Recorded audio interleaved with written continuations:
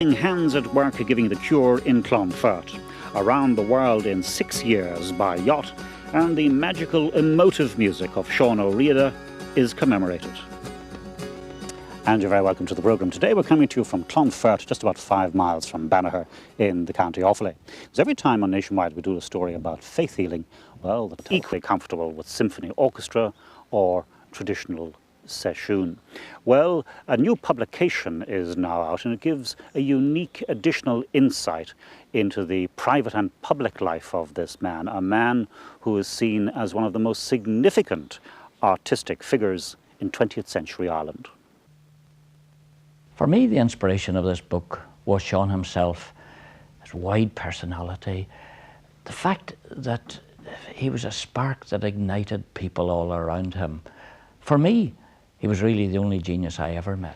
There has been an increasing amount of material, thankfully, starting to be written about Ó Riada. Particularly a kind of the antithesis of this viewpoint, which would view him as a cultural icon. People who are throwing up some cross currents, making us rethink the man, which is very, very important.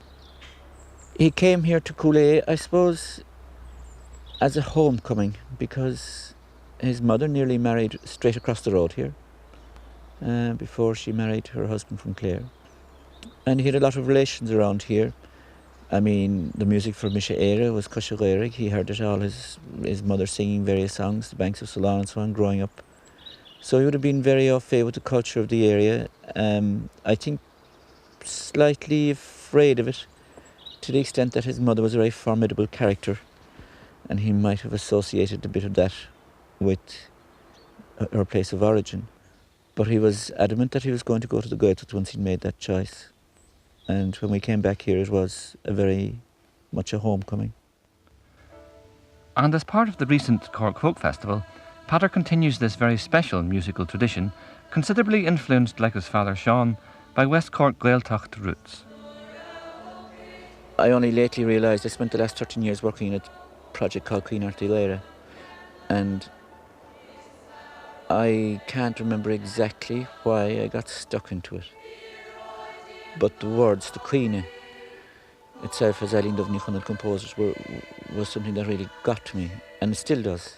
I think Seán Ó Riada was a real European long before we started using the term.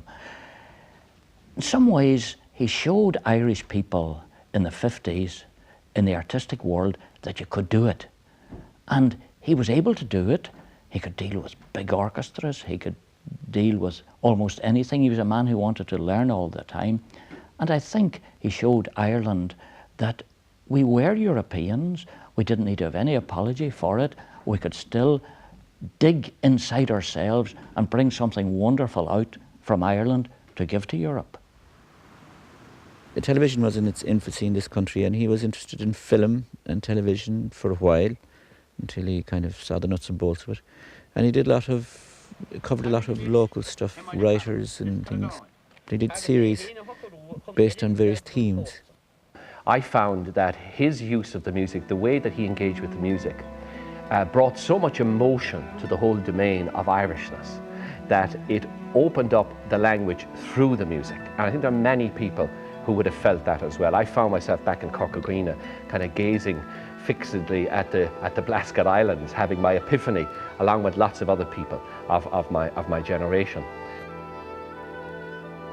I was really fascinated and very pleasantly surprised to see this book on the bookshelves. I wasn't expecting it. I hadn't been talking to Tomás for quite some time. I didn't know he was planning this. And I walked actually into a bookstore yesterday in Dublin, and I saw that wonderful photograph of Sean from, I think it's from the Vertical Man album, from the back, and it's actually beautifully produced, and a wonderful photograph.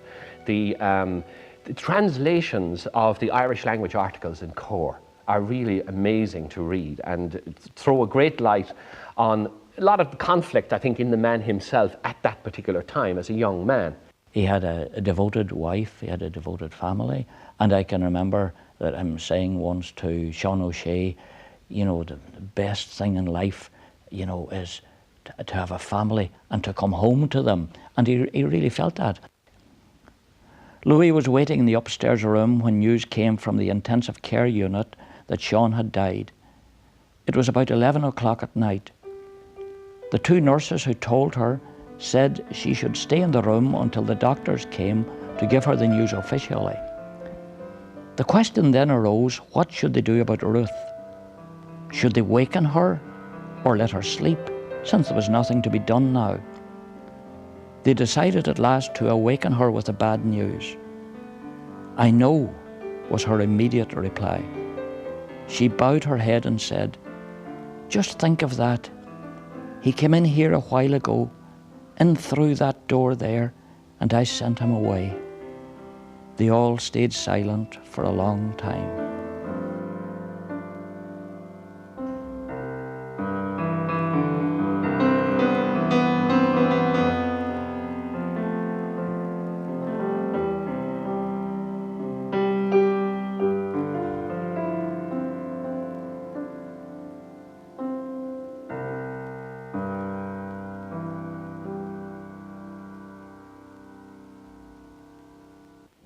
A life of music, and that ends the programme.